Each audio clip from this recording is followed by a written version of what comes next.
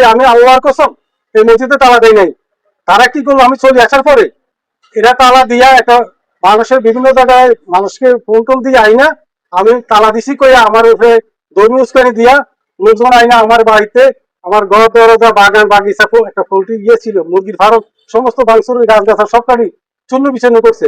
আমি যদি ওখানে থাকতাম তো আমার বাড়ি ফেলাইতে এই ধরনের একটা পদক্ষেপ দিছে, যার জন্য আমি ওখান থেকে চলে আসছি। আসার পরে উনি প্রশাসনকে জানাইছে। আমি মোহাম্মদ বাচ্চুমিদ্দা, আমার গ্রামের বাড়ি আব্দুল্লাহ মিদ্দা বাড়ি। গত বৃহস্পতিবার 2 তারিখে অপ্রীতিকর একটা ঘটনা ঘটে মসজিদ সংক্রান্ত। আমাদের মসজিদে জুমার মসজিদ আমার দাদা প্রতিষ্ঠিত করে গেছে, সেই হিসাবে আমি বংশধর। এখানে অনিয়ম হওয়ার কারণে জুমার খতিব আছে এবং 5 ওয়াক্ত পাঞ্জাগানা হুজুর আছে। ওনারা দায়িত্ব পালন না করে যিনি পরিষ্কার পরিচ্ছন্নতা কর্মী ওনার দিয়ে আজান দেয়, উপস্থিত থাকে না। তখন আমরা মসজিদে গেলে আমরা নিজেরাই ইমামতি করতে হয়, তারা অনেকে চুরাগারা ঠিক না। কিন্তু এই যে মর্জেন উনি প্রতি মাসে বেতন নেয়, কিন্তু উনি ওনার দায়িত্ব পালন করেন, একবারও আজানে দেয় না, দেয় ওই যে জানুদার দিয়া। এই ব্যাপারে আমি প্রতিবাদ করলে আজানের সময় আমি প্রতিবাদ করি নাই, আজান শেষে আমি জিজ্ঞাসা যে তোমাকে আজান দিতে গিয়ে কইছে, তুমি তো আজান দিতেছো, তোমার তো আজানের দায়িত্ব না, তাইলে এটা নিয়ে তর্ক হয়। আমার বলে তুই কে? তখন জাদুঘরের কাছে রুমের ভিতরে একটা ইয়ে ছিল, ওই যে ফুলের জাদু ডাক দিয়ে আমার একটা বাড়ি মারছে, মারার পরে আমি তো আমাকে হাতাহাতি করছি, এটা সত্য। তর্ক বিতর্ক হয়েছে। আজান দেওয়া অবস্থা হয়েছে না? না, আজানের পরে। হ্যাঁ, আমি তো একজন মুসলমান, আমি কি কিছুই বুঝি না। তারপরে আমি ওরে বললাম যে তোমার তো দায়িত্ব এটা না, যেদিন দায়িত্ব পালন করতেছে না কেন? এটা করার পর আমার তো তুই কে? করার পর আমি বললাম আমি এই মসজিদের প্রতিষ্ঠাতা জানি, ওনার নাতি, আমার বাড়ির সামনে, আমার এটা বলার দরকার আছে। তাছাড়া আমি একজন এই মসজিদের মুসল্লি। এটা বলার পরে আমারে ঝাড়ু দিয়ে একটা পিঠা দিছে আর আমি আবার হাতাতে গেলে সত্য ঝাড়ু দিয়ে পানি দিছে কি আপনাকে? এই যে পরিষ্কার পরিচ্ছন্নতা করবো। আচ্ছা, পরে আপনার বিরুদ্ধে যে অভিযোগ এসেছে যে আপনি মুয়াজ্জিনকে মারধর করেছেন, তাইলে আপনার সাথে যার সাথে হাতাহাতি হয়েছে হ্যাঁ, তিনি কি মুয়াজ্জিন? না, উনি মসজিদের খাদেম। উনি না, উনি মসজিদের পরিষ্কার পরিচ্ছন্নতার কর্মী, উনার দিয়ে আজান দিচ্ছে। আচ্ছা, এই ঘটনাকে কেন্দ্র করে যে আমরা সরজমিনে দেখতে পেয়েছি যে মসজিদে তালা ঝুলানো রয়েছে। একবার আমি একজন মুসলমান নবী বললে আমাকে যেন নবীজি সুপারিশ না করে। আমি এতটুকু বলি আমি আল্লাহর কসম এই মসজিদে তালা দেয় নাই। তারা কি করলো, আমি চলে আসার পরে এরা তালা দিয়া একটা মানুষের বিভিন্ন জায়গায় মানুষকে ফোন টোন দিয়ে আইনা আমি তালা দিছি কইয়া আমার উপরে ধর্মীয় উস্কানি দিয়া লোকজন আইনা আমার বাড়িতে আমার ঘর দরজা বাগান বাগিচা একটা পোল্ট্রি গিয়েছিল মুরগির ফার্ম সমস্ত ভাঙচুর গাছ গাছা সব কাটি চূর্ণ বিচ্ছিন্ন করছে। আমি যদি ওখানে থাকতাম তো আমার বাড়ি ফেলাইতে এই ধরনের একটা পদক্ষেপ দিছে, যার জন্য আমি ওখান থেকে চলে আসছি। আসার পরে উনি প্রশাসনকে জানাইছে সমস্ত মিথ্যা কথা। আমি সত্যিকারই অর্থ যে জাদুদার সে আজান দেওয়াতে তার সাথে আমার হাতাহাতি সেটা মিথ্যা না। আপনার সাথে আজানের পরে যে হাতাহাতি হয়েছে ওখানে ঘটনাস্থলে কে কে উপস্থিত ছিলেন, কতজন উপস্থিত ছিলেন?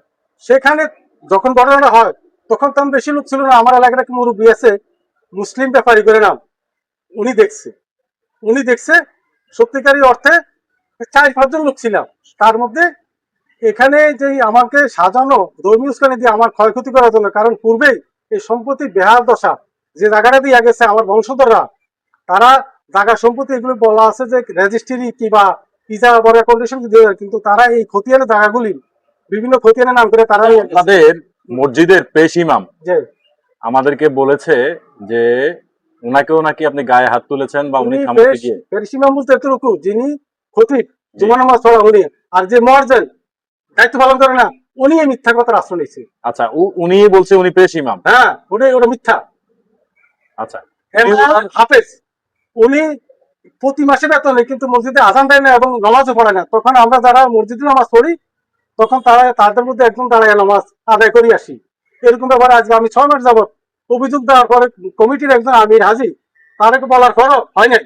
আর পরক্ষণে আমির হাজি এসে কুন্দু লাগাইয়া মসজিদে তালা দিচ্ছে। আমি চলে আসার পরে এলাকার মানুষ দেখছে, প্রমাণ আছে, কিন্তু আমাকে ধর্মীয় উস্কানি দিয়ে আমার বাড়িতে হামলা করে আমার ঘর দরজা আমার বাগান আমার পোল্ট্রি ফার্ম সব ক্ষতি গেছে, প্রায় 5 লক্ষ টাকার সম্পদ নষ্ট করছে।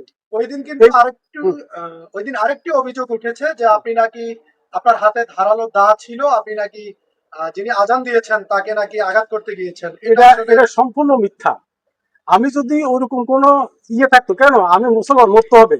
আমার শুধু প্রতিবাদ এটাই ছিল যে একটা মসজিদে অনিয়ম হইতেছে, যে মুয়াজ্জিন বেতন নিতেছে প্রতি মাসে, আমাদের সভাপতি কি হলো স্যার, ওনার কাছে আমার কাছে অপবাদ করে যে মামলা করছে। আমি মামলা করছি, আমার দাদা সম্পত্তি হয়ে গেছে মসজিদের, এগুলি বিভিন্ন নামে তারা বিএস করছে, তারা ওই অন্য খতিয়ানে জায়গা নিয়েছে, প্রতিবাদে আমি আদালতে মামলা বর্তমানে রানি।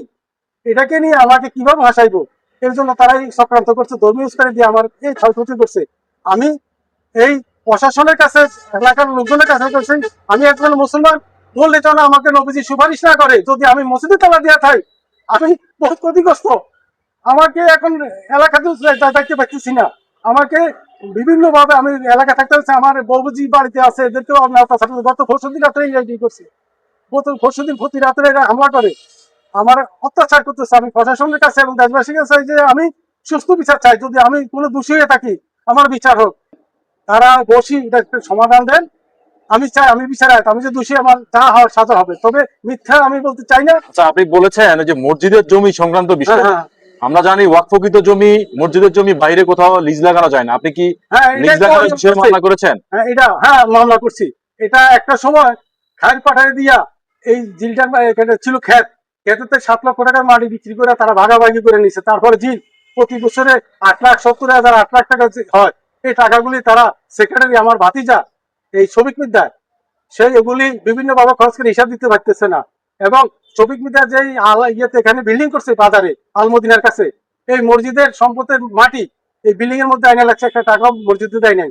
এবং সে অনিয়ম থাকে ফরিদগঞ্জে, আর সভাপতি থাকে উনি ফরিদগঞ্জে, কিন্তু এখানে স্থানীয়ভাবে কেউ কোনো মূল্যায়ন করে না, ঝাড়ুদারি দিয়ে মসজিদ চালায়। মসজিদে বর্তমানে সভাপতি তো হচ্ছে ইউনু মহোদয়, ইয়ংজে আর যিনি সাধারণ সম্পাদক রয়েছেন উনি কি মসজিদে নিয়মিত উপস্থিত থাকেন? না, উনি তো ওই যে আলমদিনের কাছে, ফরিদগঞ্জ আলমদিনের কাছে ওনার বাসা বাড়ি, উনি সপ্তাহে কোনোদিন গেলে পৌঁছানে যায়, আর নাতে ঝাড়ুদারি দিয়ে সবকিছু করায়। যে মূর্খ লোক সে আকামাদিতে কাদাকামাদি ছাড়া না কে দেখামাদি ছাড়া কয়। তো এই অনিয়ম আমরা কার পিছনে নামাজ পড়তাম। এই ঘটনায় আপনি এখন কি চাচ্ছেন? আমি চাইতেছি দেশবাসী এবং প্রশাসনের কাছে সত্যিকারের তদন্ত, এবং এই জমি জমা যে এগুলি করছে তারা বিভিন্ন নামে, এই শ্রমিক বিদ্যার বাসিন্দা আব্দুর রহিম, এদের কাছে 9% টাকা আছে, এরা এই খতিয়ান থেকে ওদের খতিয়ানে নিয়ে গেছে, আমার কাছে সব প্রমাণ আছে। এবং আমি বলতে চাচ্ছি, যেহেতু আপনাকে আপনার বিরুদ্ধে মসজিদে তালা দেওয়া, মুয়াজ্জিনকে মারধর করার অভিযোগ উঠেছে, হ্যাঁ, এই বিষয়ে আপনি এখন কি চাচ্ছেন? সত্যিকারের সেই মুয়াজ্জিন না, সে একজন পরিষ্কার পরিচ্ছন্নতা কর্মী, এই জন্য আমি বেটু প্রয়োগ করছি তার প্রতিবাদে আমারে। আচ্ছা, এই ঘটনার বিষয়ে হুম, আপনি প্রশাসনিক ভাবে বা প্রশাসনের কাছে কি চান? আমি সুষ্ঠু বিচার তদন্ত চাই।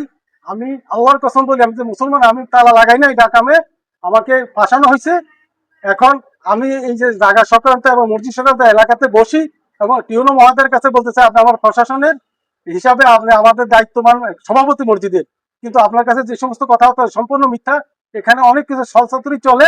এই এই যে সেক্রেটারি, উনি সঠিক না, উনি এই মসজিদের টাকা আত্মসাৎ করছে এবং মসজিদের সম্পত্তি তার ভাই ভাতিজা এই মসজিদের জায়গায় অন্য খতিয়ানে হস্তান্তর করছে।